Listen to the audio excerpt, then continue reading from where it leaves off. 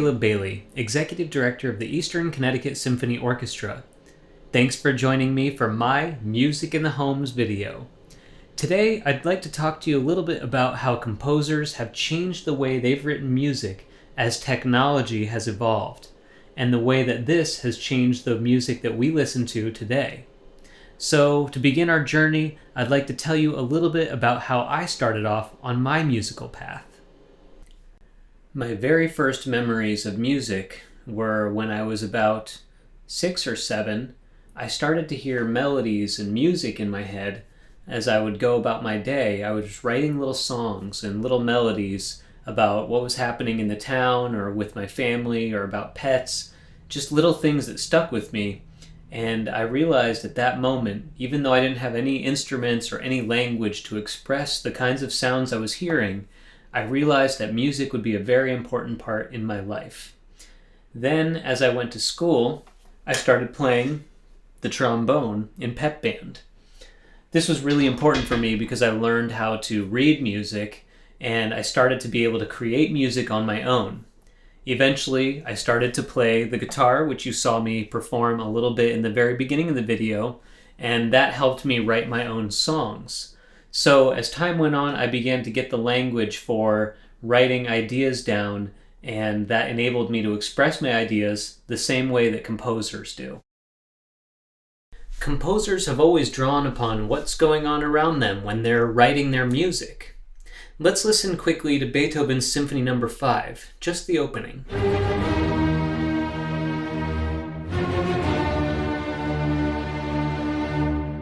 That was the sound of fate knocking at the door. And then a little bit later, Tchaikovsky referenced a Russian folk tune that could be heard around his village in his Symphony No. 4.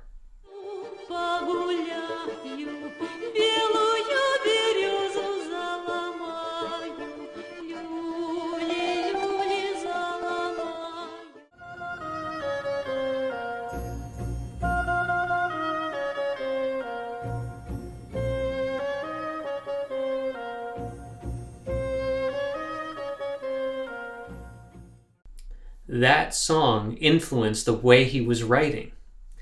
As time went on and technology evolved, the way that composers use sounds also changed.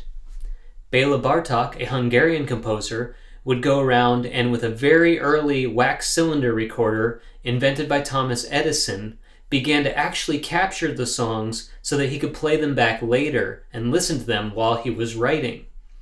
And as this practice evolved, eventually, people started taking those recordings and making music just out of the recordings and changing them or reversing them or splicing them up.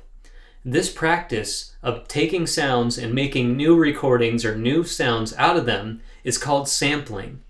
Now, let's check out a couple ways that this can be used. Now, one way to sample is... Wait a minute. Are you actually in my computer? They're in the computer. They're in the computer? Well, that's actually fine because it'll give you a really good view of what we're going to look at next. So what we're looking at here is some recording software that I use to record the piece in the very beginning of this video. From here, I might want to add in some layers, like an organ sound, for example.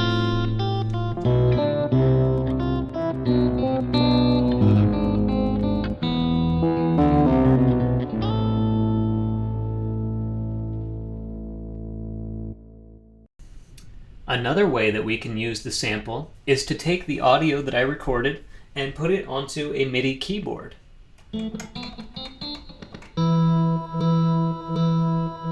This allows me to manipulate the audio in a completely different way to come up with new patterns.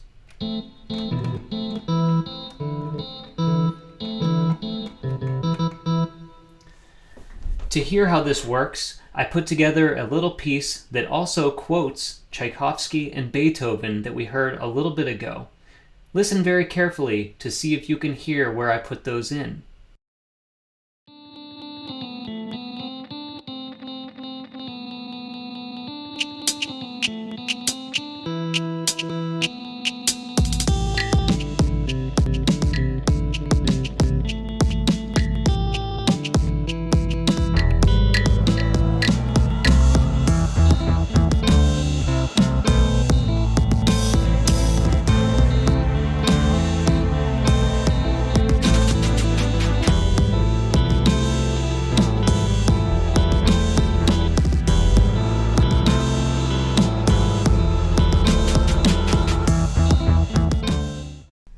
going out in the world, sometimes I like to take this recorder so that I can listen for sounds that I might want to sample and put inside some of my music. Why don't we go ahead and try to sample this trombone?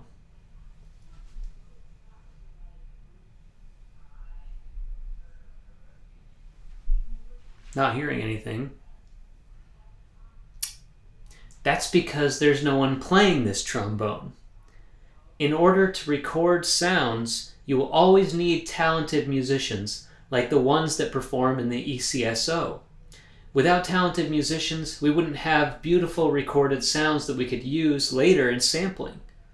So why don't we take a look at one of my projects where I worked with some of my friends who play the trombone quite well and put it into some of my music.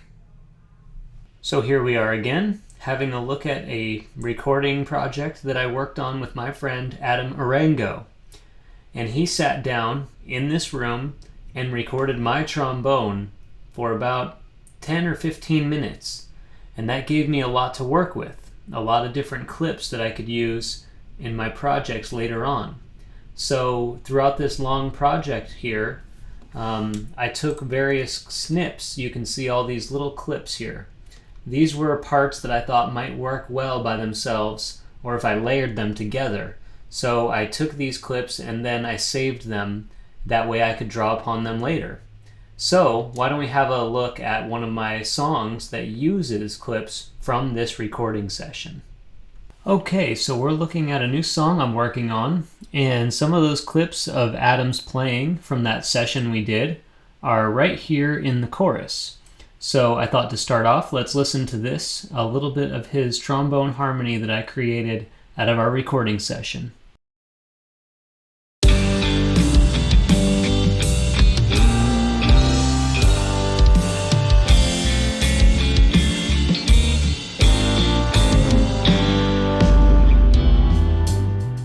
This next section that's coming up is called the bridge, and for this I actually worked with my friend Andy Strain, whom I met at my previous job with Lincoln Symphony, and he recorded some trombone tracks on a song of mine called Space Cowboy, and I repurposed those tracks in this song here. So let's hear how that goes.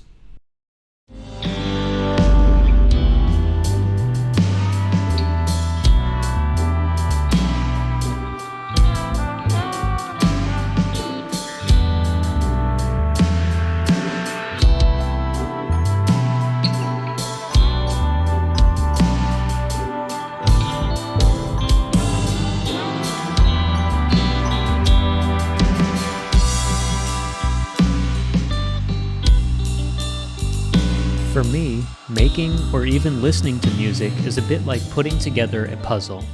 I'm always listening for the next piece that can fall into place to help make the song sound more complete. This might be something I hear on a walk, like birds, or perhaps it's noises from when I travel somewhere new.